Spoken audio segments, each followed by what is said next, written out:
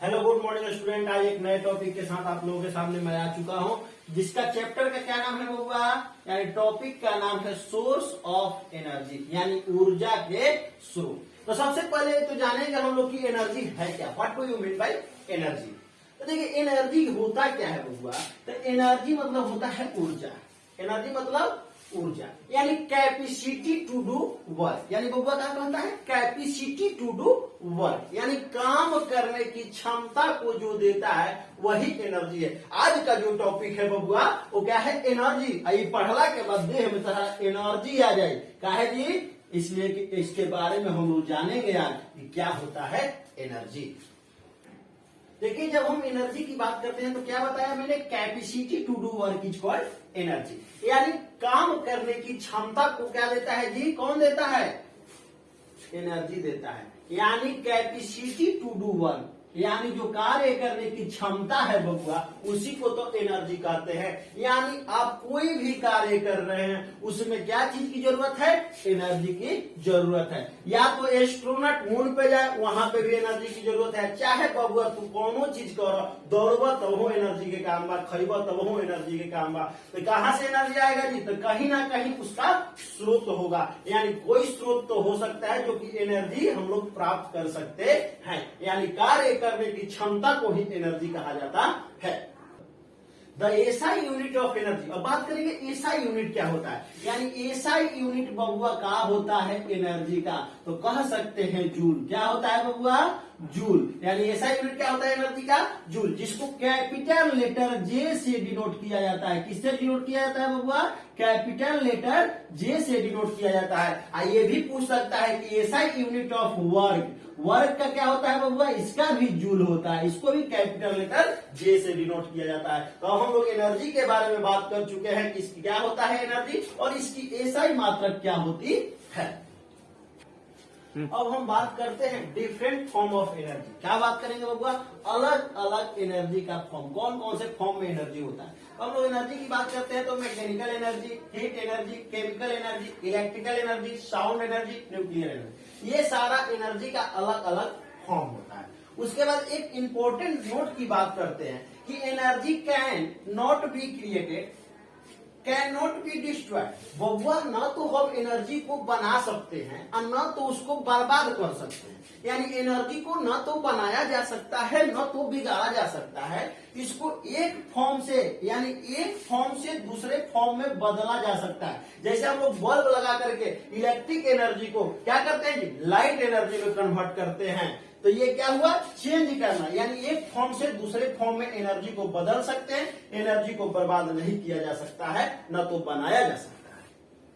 देखिए क्लासिफिकेशन की जब हम लोग बात करते हैं, यानी ऊर्जा का वर्गीकरण, यानी किसकी जी, ऊर्जा का वर्गीकरण, यानी ऑकरेंस के आधार पर दो भागों में सोर्स को बांटा गया है। कौन कौन से होगा, नेचुरल सोर्स और कौन सा, सिंथेटिक सोर्स। अब हम बात करेंगे कि नेचुरल सोर्स क्या होता है और सिंथेटिक सोर्स क्या होता है। देखिए बात करते हैं नेचुरल सोर्स की, यानी प्राकृतिक सोर्स। यानी ये क्या होता है, दो source which are made available to us by nature, यानी जो प्राकृतिक हम लोगों को दे उसको नेचुरल सोर्स कहते हैं। यानी प्राकृतिक जो हम लोगों को प्रदान करे उसको नेचुरल सोर्स कहा जाता है, यानी प्राकृतिक स्रोत कहा जाता है। अब बात करते हैं सिंथेटिक सोर्स। पहले इसका एग्जाम्पल देख लेते हैं नेचुरल सोर्स की, यानी solar energy, wind energy, hydro energy, ये सारा क्या है, नेचुरल सोर्स का एग्जाम्पल हुआ। उसके बाद बात करते हैं synthetic. Synthetic means man made, यानी synthetic energy source those that's use man made materials as the source of energy, यानी मैनमेड मटेरियल के द्वारा जो यूज किया गया हो उसको कहते हैं हम लोग सिंथेटिक सोर्स, यानी मैनमेड सोर्स भी कह सकते हैं। जैसे chemical energy store in battery, इसमें जो केमिकल एनर्जी स्टोर किया जाता है हम लोगों का बैटरी में, जैसे कार की बैटरी हो या इन्वर्टर की बैटरी ले सकते हैं, तो उसको हम लोग कहते हैं क्या जी, सिंथेटिक सोर्स ऑफ एनर्जी, यानी केमिकल एनर्जी जो स्टोर हुआ है बैटरी में उसको सिंथेटिक सोर्स के नाम से जानते हैं।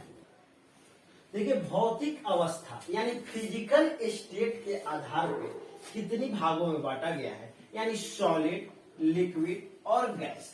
यानी सॉलिड में कौन कौन से आएगा जी, फायरवुड, चारकोल और कोल, ये आपका सॉलिड फ्यूल है। ये लिक्विड यानी केरोसिन, पेट्रोल और डीजल, ये आपका क्या है जी, लिक्विड है। a gas fuel यानी पेट्रोलियम like as LPG यानी लिक्विफाइड पेट्रोलियम गैस। एलपीजी का फुल फॉर्म बहुत इंपॉर्टेंट है बबुआ, याद रखिएगा, कभी भी पूछ सकता है एलपीजी का फुल फॉर्म यानी लिक्विफाइड पेट्रोलियम गैस। उसके बाद आता है बबुआ सीएनजी। क्या आता है जी? सीएनजी यानी ये क्या है जी? कंप्रेस्ड नेचुरल गैस इसको कहा जाता है। इसको ग्रीन फ्यूल के भी नाम से जाना जाता है। एलपीजी और सीएनजी को ग्रीन फ्यूल भी कहा जाता है।